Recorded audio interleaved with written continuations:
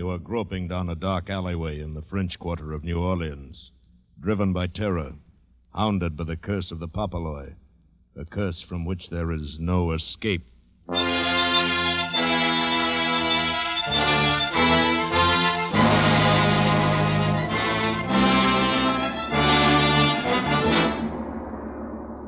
Escape, produced and directed by William N. Robeson, and carefully contrived to free you from the four walls of today for a half hour of high adventure.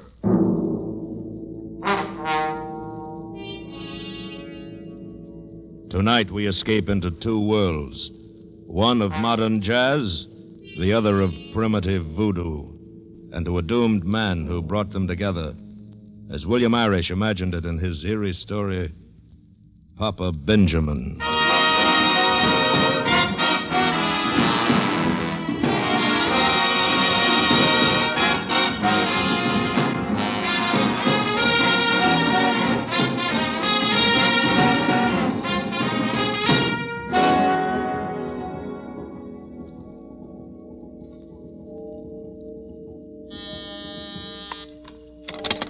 Orleans Police Department, 4th Precinct, Sergeant Tolliver speaking. Yeah? Well, pick him up on a drunk 723. Right. Yes, sir. What can I do for you? Are you in charge here? Yeah. Hey, aren't you Eddie Block, the band leader? That's right. Hey, Joe, look who's here, Eddie Block. Well, never thought we'd get a visit from a big celebrity like you, Mr. Block. And at 4 o'clock in the morning. I suppose, though, this is just the shank of the evening for a big shot orchestra leader. Well, what can we do for you, Mr. Block? I've just killed a man. You're kidding. I tell you, I've just killed a man. I guess you've been working too hard, Mr. Block. You're imagining things. Here's the gun. Look at it. Sit down, Mr. Block. Better have a drink of water. You'll feel better. No. I'm all right. Sarge? Yeah? This gun's been used all right. Smell. Was it an accident, Mr. Block? No. Well, who'd you use it on? Who was it? I don't know his name. They call him Papa Benjamin. Sounds like Yeah. White man? No, he was a Negro. Oh, well, now, in New Orleans... Oh, no. It was nothing like that. Well, what was he doing to you? He was killing me. Huh? Killing you? But how? Look at me. I used to weigh 200 pounds. I'm down to 102. Well, how? How was he killing you? Would you believe in anything you can't see, can't hear, can't touch? Well... I've been to the biggest doctors in the world. They don't believe me. How can I expect you to? Simply say I'm cracked and let it go at that. I don't want to spend the rest of my life in an asylum. Now, look, Mr. Block. You say he was a Negro named Papa Benjamin. Yeah. He was an old man. 80, maybe 90. Skin and bones, he could hardly walk. And I shot him. You sure? You sure you killed him? Yeah, of course. Well, where? I don't know exactly. In a little back alley in the Vieux Carré. Near Congo Square. Supposing you take us there. Can you do that? Then maybe we'll find out this is just a bad dream.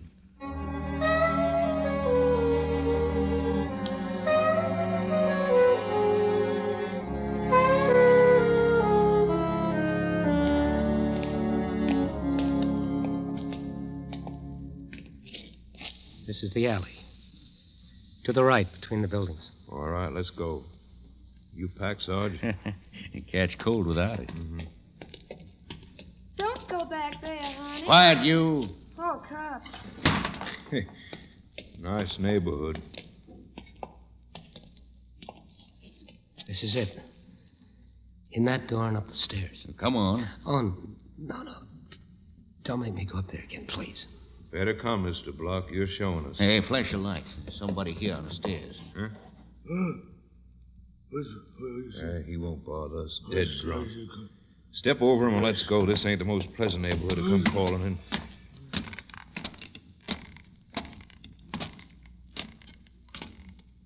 Is this it? Yeah. In that door. Oh, come on.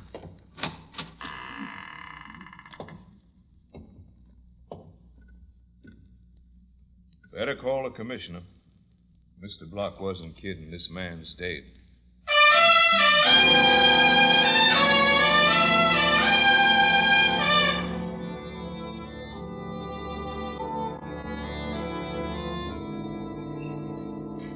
But why? Why? Because he was killing me, Commissioner. It was self-defense.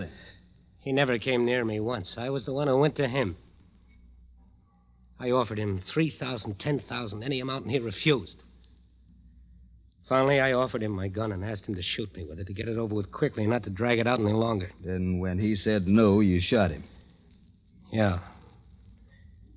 So you can lock me up now. Mr. Block, do you think we want to hang a murder rap on you, one of the most popular celebrities in the United States? Use your head. Now, I'm trying to find an out for you.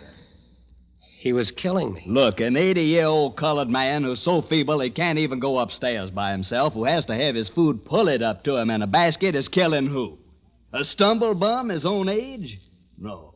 Mr. Eddie Block, the top band leader of America, who can name his own price anywhere, who has about everything a man can want.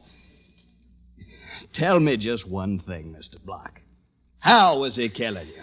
By thinking thought waves of death had reached me through the air. Now, Mr. Block, You want to hush the whole thing up, don't you? No. No, Mr. Block. But I'm going to get the whole story. So you might as well start telling me from the beginning. All right. Began one night about 2 years ago. We were playing at Maxim's on Charles Street.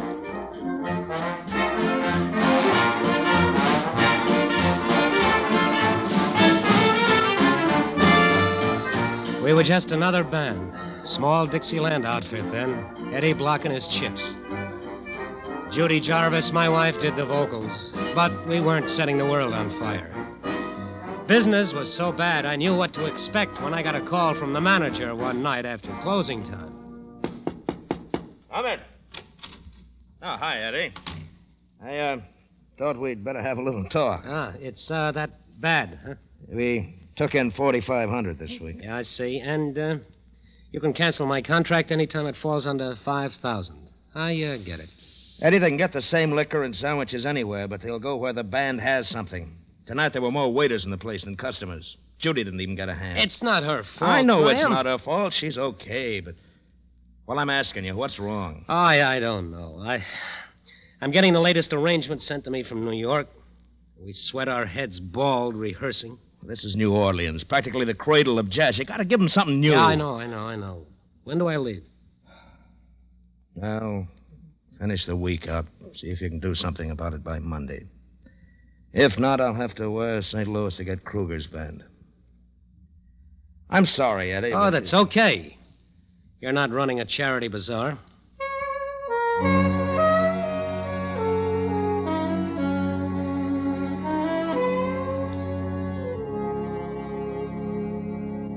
But I didn't feel so cocky about it.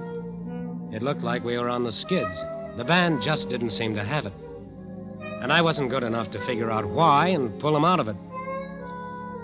I was feeling pretty low when I went back to the deserted bandstand to pick up some music. The place was dark and empty, except for a couple of scrub women cleaning up.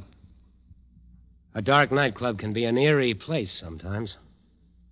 I got that feeling just before I saw it. Saw it lying on the floor between the stands. It was a severed chicken claw with a red ribbon tied around it. I almost laughed. How did that thing get there? Then I picked it up and tossed it out of the floor where the scrub women were cleaning up.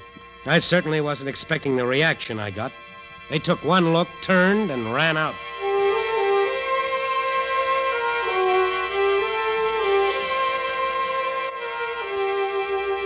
I just recovered from that surprise and was bending down to pick up some music that had slipped to the floor when I heard someone come in.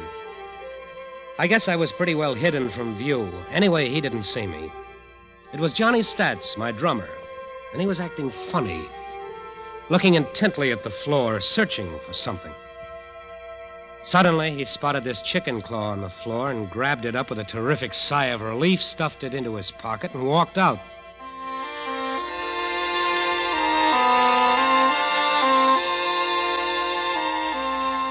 What I did then, I did on a strange impulse, and it changed the whole course of my life. I followed Johnny Stats. I suppose I just meant to catch up with him and have a cup of coffee with him somewhere and ask about the chicken claw. But as I followed him farther and farther down into the Vieux Carré, down to Congo Square, it was a growing curiosity that kept me on his trail. When he turned into that dark alleyway, I stopped and debated.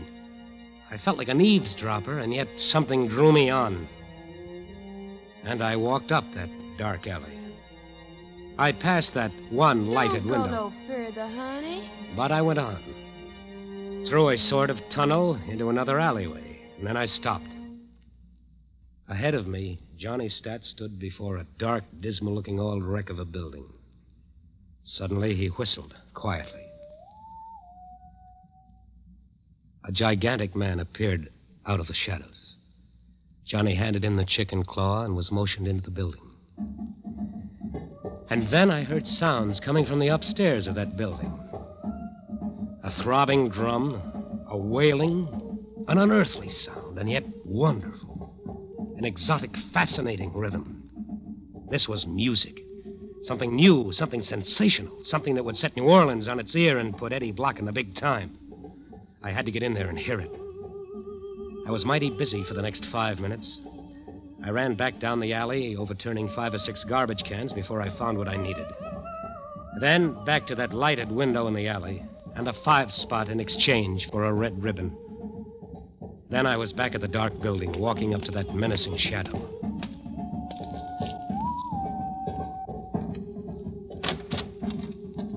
Light up. Let me see your face. Okay. Easy with that knife. My ribs are tender. Your face never been here before. My friend Johnny Stats up there. He'll tell you. Mr. Johnny, your friend? He asked you to come? This chicken claw told me to come. Papa Benjamin sent you there? Certainly. You'll make me late. Papa Benjamin won't like that. All right, go along in. First thing you know, all New Orleans gonna be coming around. I groped up the stairs, half expecting to feel his knife in my back. But I got to the top safely. Cautiously, I opened the door and slipped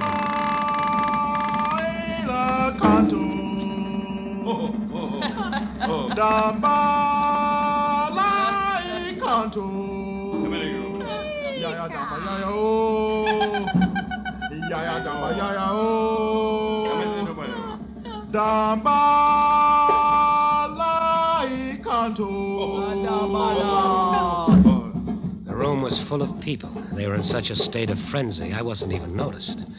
I slipped into a corner and slid down by the wall, sitting on the floor. That was a sight I'll never forget. Wild, fantastic, hideous, revolting, fascinating. In the center of the room was an incredibly old man, naked to the waist, wearing a hideous mask, and holding a live chicken. There were wild gestures, weird incantations, frantic dancing, shouting, rolling of eyes. And there was blood. And always there was the chant. Nobody noticed me. After a moment, I took a piece of copy paper out of my pocket and began putting down the notes. It was wonderful, fantastic and wonderful.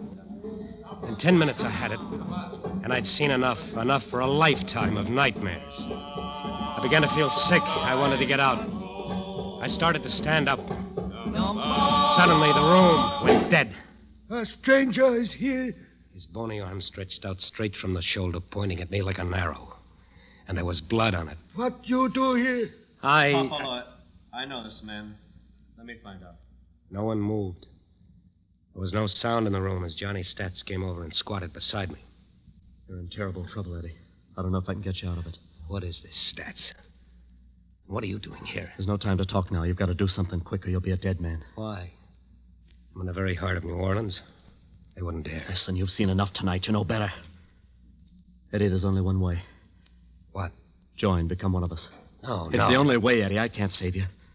You'd better hurry up, because unless you do, you'll never get out of here alive. You know what this is, don't you? This is voodoo. Okay, sure. I'll join up. Why not? Wait a minute, Eddie. There's a lot more to it than you think. Unless you're serious, it'd be better to get cut to pieces right now. All right, don't worry. I'm serious. All right. Hopaloi. His spirit wishes to join our spirits. The old man burned some feathers while the others watched silently. Then he nodded. It came out all right. He reads them. The spirits are willing. There were other things, rituals, ceremonies, another sacrifice. Then as the chanting started again, they brought me the sacrificial bowl. I didn't have to be told what was in it. I started to draw back. Drink, Eddie, drink, or they'll kill you on the spot. Late next morning, the band assembled at Maxim's for a rehearsal. When Johnny Stats got there, he found another drummer sitting in his place. Naturally, he came to me. What's all this about, Eddie? I don't want any voodoo lover in my band, that's all, Stats. Here's a check for 2 weeks' salary. So you're crossing them, are you? Boy, I wouldn't want to be in your shoes for all the gold in Fort Knox. If you mean that bad dream last night, I haven't told anybody and I won't. I'd be laughed at. I'm only remembering what I can use of it. The jungle is just trees to me, the Congo a river, and the nighttime is just a time for electric lights. Hey, but this new number you're going to rehearse this morning. I said I'd remember what I can use. Listen, Eddie, that chant is sacred. It's secret. It was secret. Eddie, don't do it. Look, here's a couple of C notes. Hand them these. That ought to pay up my dues from now to doomsday. And I don't want a receipt. And if they try putting poison in my orange juice, they'll end up in a chain gang. It's not that easy, Eddie. You're one of us now. Oh, get out. Okay. Goodbye, dead men. Graham, the manager of the club, changed his mind about canceling our contract when he heard us rehearse the chant. Instead, he spent 5 G's in publicity. And Saturday night was set for the big unveiling. It seemed like all New Orleans tried to jam into Maxim's, came to hear the voodoo chant, the real thing. Just before we were ready to hit it, Judy came up to me. Eddie, listen. Let's not do it. Oh, what do you mean, baby, not do it? This is it. This is our ticket to the big time. It'll be a sensation. Yeah, I know, but I got a funny feeling.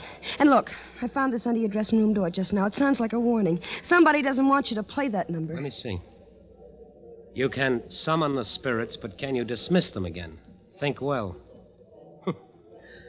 Forget it, baby. Stats is trying to scare me because I fired him. Ladies and gentlemen. Oh, come on, honey, let's go. They're waiting. Maxim takes great pleasure in bringing you a historic moment in musical history. You're about to hear for the first time anywhere the voodoo chant, the age-old ceremonial rhythm no one but the initiated has ever heard before. This is the real thing, an accurate transcription, not a note's been changed. So, ladies and gentlemen, Eddie Block and his Chips present for the first time anywhere the voodoo chant.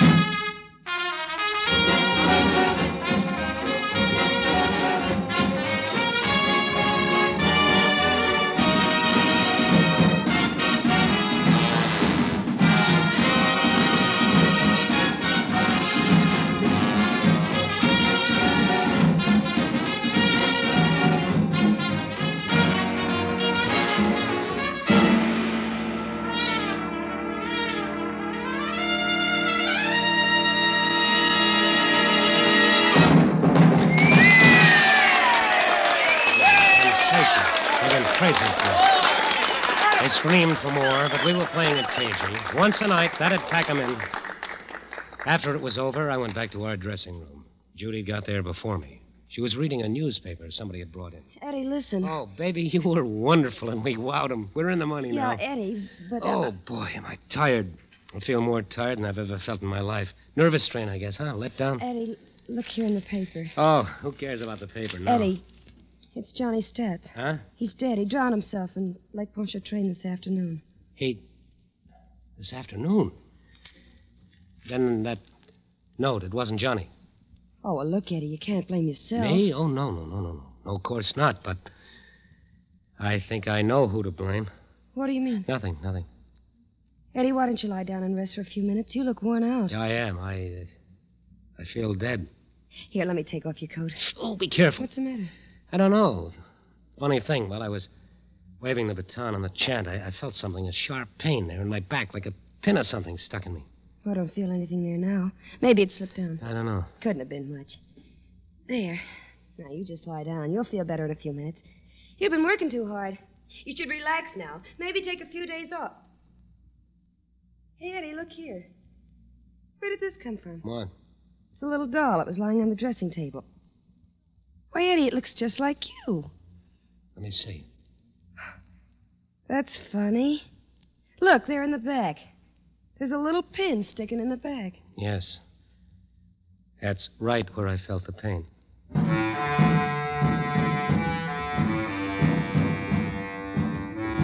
That started it. The next day, I had a backache. Later, there was a numbness that spread to my shoulders, arms, legs. I felt tired all the time, listless, dead. I began to lose weight. I couldn't get Johnny's stats out of my mind. He'd introduced me to them, vouched for me, and he'd committed suicide. He knew. He hadn't waited. I decided to get out of New Orleans. I went to New York, playing the chant, of course. I had to. It was my biggest asset now. But nothing changed. I was losing weight. From a husky 200 down to 160. I couldn't sleep. Maybe if I put an ocean between. I took an offer in London, toured the continent, away a year. I was an international hit now, the biggest attraction in music. But I was down to 110, dying on my feet. The doctors couldn't figure it out. Reynolds in London told me. You're as normal, Mr. Block, as anyone I ever examined. You're so well balanced that you haven't even got that extra little touch of imagination most actors and musicians have. I guess that's true, Doctor. I'm just mediocre. And yet, you might say, my success is killing me.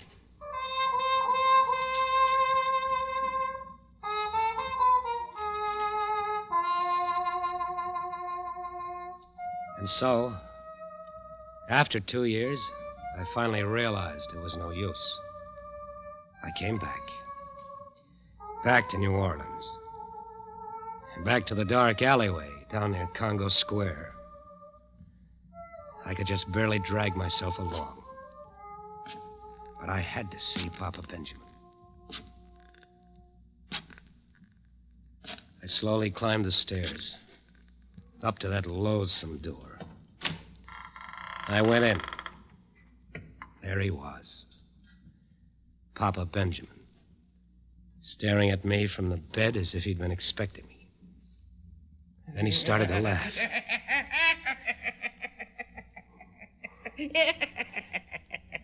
Take that curse off me. Give me my life. I'll do anything you say. What been done cannot be undone.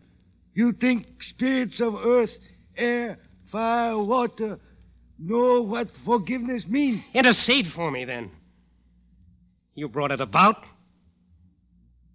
Here's money. I'll give you twice as much. All I earn. All I ever hope to earn. You have fouled the Obaya. Death has been on you from that night. All over the world, in the air above, you have mocked spirit with the chant that summons him. Then please, here's a gun. Kill me now and be done with it. I can't stand anymore. All you have to do is shoot.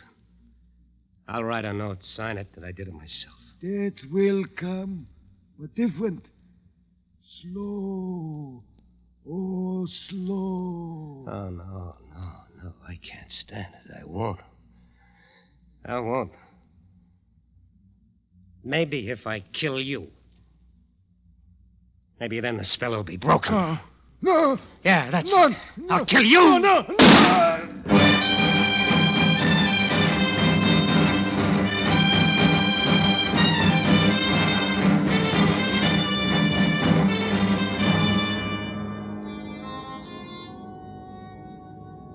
And that's all, Commissioner.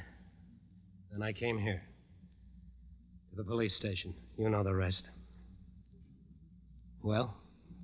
All right, Mr. Block. Don't believe me, do you? Yes, I believe you. Not about the curse, of course. That was your own mind. They planted the suggestion in your mind, you did the rest. But it's plain that you killed in self-defense. Crazy kind of self-defense, but I think we can manage it. We'll try.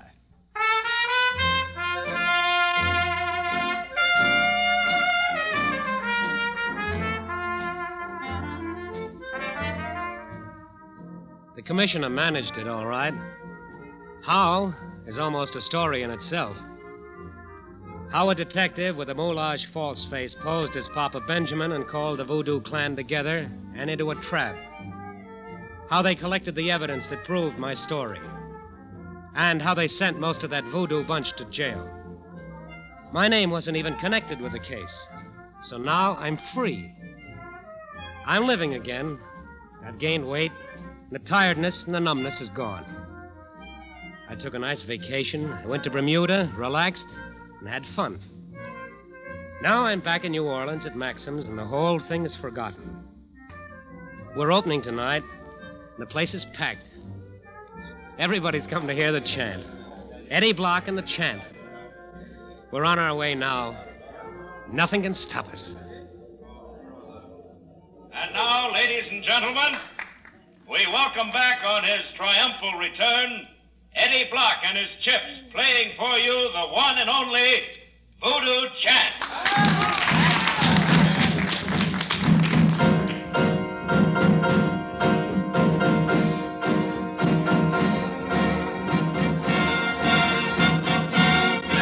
Look at them, Judy. They're eating it up, aren't they?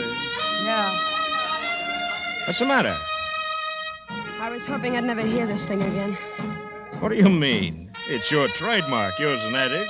I tried to persuade him not to do it, and he wouldn't listen. Why? You aren't imagining all that voodoo stuff. I don't know. It was all in his mind, and it nearly killed him. I don't think you can put it out of your mind and forget so easy. When Eddie plays it again... Oh, nonsense. Hey, wait a minute. Look at Eddie. There's something wrong. What? Oh, he's staggering. Eddie! Eddie! Eddie! Eddie! Judy, now wait. Here, let me pick him up. He's probably just fainted from the excitement. No, leave him alone. He's dead. I guess Papa Benjamin won after all.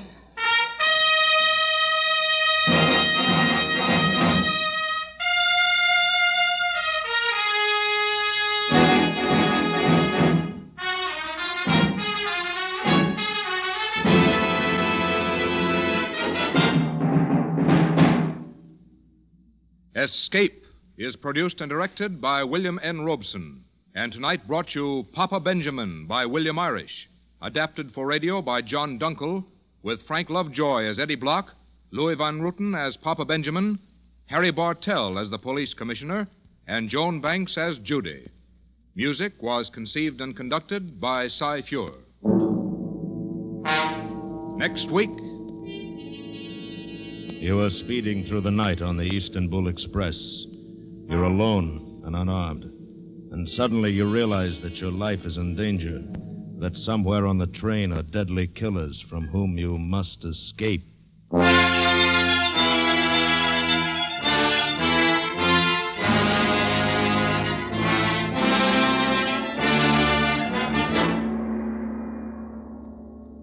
Next week, we escape with Harold Lamb's exciting adventure story, Three Good Witnesses.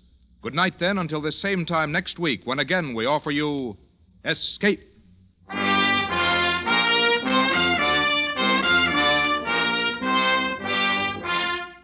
is CBS, the Columbia Broadcasting System.